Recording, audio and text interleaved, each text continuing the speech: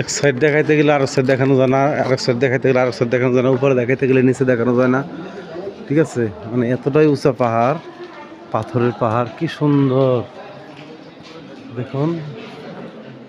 একদম প্রাকৃতিকভাবে আল্লাহর হুকুমের সৃষ্টি।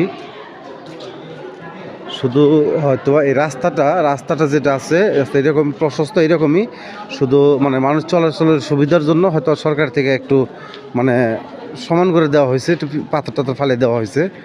হ্যাঁ, আর আপনার পাহাড়ের যে নকশাগুলো দেখতেছেন, এগুলো সম্পূর্ণ প্রাকৃতিকভাবে আল্লাহর হুকুমে এইভাবেই হয়েছে। ঠিক আছে,